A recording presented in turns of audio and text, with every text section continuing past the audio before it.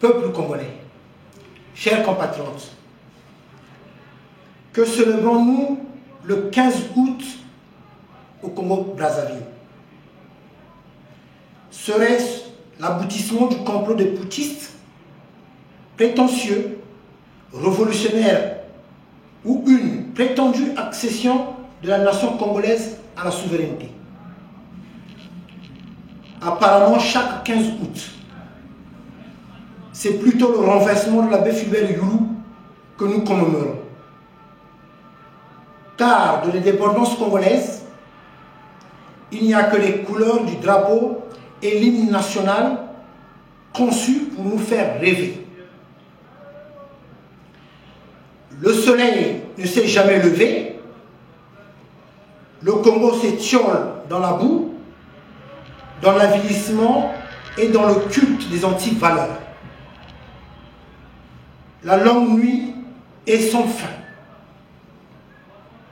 Malheur sur malheur s'abattent sur notre cher beau pays à cause d'une équipe de criminels invétérés.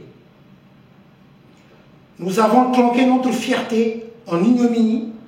Nous sommes bafoués partout sur la tête de nos ancêtres au Congo-Brazzaville. Ainsi qu'à l'étranger, nous sommes humiliés dans nos ambassades, comme des citoyens de seconde zone, lorsqu'on n'est pas du clan qui s'est accaparé du pays et du peuple souverain par la force et la terreur.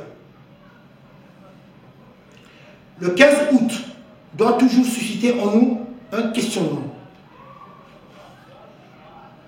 Où est l'indépendance lorsque la vie de la nation reste entre les mains de ceux qui pillent nos matières premières, avec la complicité de leurs mentors? Ainsi, nous dénonçons le silence complice de la France, qui fait le lit des dictateurs en Afrique, et nous lui tenons pour responsables des dysfonctionnements que connaît notre cher beau pays, le Congo-Brazzaville. Où est la liberté lorsque le nombre des exilés ne fait qu'accroître et le pays se vide au bénéfice des antiques valeurs? En réalité, notre hymne aurait pu être celle de l'aspiration à l'union nationale, chantée par Jacques Loubello, Congo et Kolonabiso, Tobongisa Yango, Congo. Oui, peuple congolais, chers compatriotes, nous pouvons changer cette républiquette des reptiliens en une nouvelle république débarrassée des criminels, des corrupteurs et des corrompus, des voleurs et des voyous. L'homme est sacré et personne n'a le droit d'ôter la vie impunément. Nous, l'association amicale des ingénieurs du 242, exigeons la libération de tous les prisonniers politiques, l'arrestation de tous les acteurs et organisateurs des crimes économiques et des crimes de sang, à savoir les deux génocides de la région du Poul et celle qui est en cours, le génocide du Congo-Nord, les explosions du 4 mars, les disparus du Beach, l'assassinat du président Marien Wabi, l'assassinat du cardinal Émile Biaïna, l'assassinat du président Massamba Deba et bien d'autres. Nous exigeons aussi une enquête approfondie sur les massacres de nos enfants assassinés à Chakona par le gang de Brazzaville. Chers compatriotes, après le message des évêques sur la situation chaotique de notre pays, l'autorité morale de notre pays interpelle l'opinion nationale et internationale sur la crise multidimensionnelle et multiforme que traverse notre cher beau pays, le Congo-Brazzaville. Vu la gravité de la situation que vit notre pays, l'heure n'est plus au discours, mais plutôt aux actes, comme ont pu faire tous les peuples opprimés pour se débarrasser de leurs oppresseurs afin d'accéder à leur libération.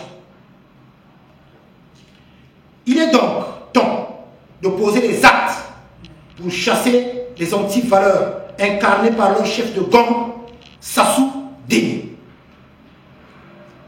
Le président de fait du Congo-Brazzaville a encore confirmé sa haine envers le peuple congolais, en ignorant la misère et la situation catastrophique dans laquelle il a plongé notre pays.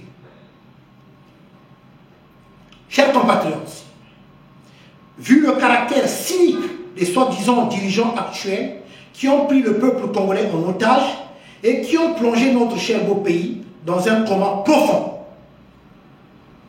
à l'état actuel des choses, une transition de 5 ans s'impose pour permettre à notre pays de retrouver la voie de la bonne gouvernance et de la démocratie. Ainsi, nous demandons à toutes les forces vives de notre pays de se soulever contre le gang des anti-valeurs pour les destituer. C'est l'unique moyen qui nous reste pour retrouver notre dignité, bafouée par Sassou Deni et ses complices. N'ayez pas peur. L'association amicale des indigènes 242, qui est votre association, demande un soulèvement populaire. Chers compatriotes, nous vous appelons à l'unité. Travaillons pour la nouvelle République, pour des valeurs universelles qui vont s'appuyer sur nos traditions spécifiques pour que le peuple congolais retrouve sa fierté, loin de l'ivresse de l'alcool et des anti-valeurs. Que les Congolaises et les Congolais se lèvent comme un seul homme pour que nul ne soit plus jamais inquiété pour ses opinions. Arrêtons ce régime de l'arbitraire.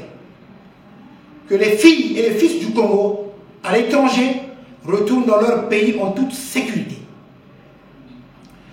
Que les étrangers qui vivent chez nous soient heureux d'y être dans le respect des lois et du peuple congolais. Travaillons pour la longue nuit. Pour la longue nuit s'achève pour faire resplendir une nouvelle république bâtie dans la paix, dans la justice, dans l'unité. Vive les compatriotes indignés, vive la République, vive l'association amicale des indigènes du 242, Cardinal Émile Biaïda, Santo Subito, je vous remercie.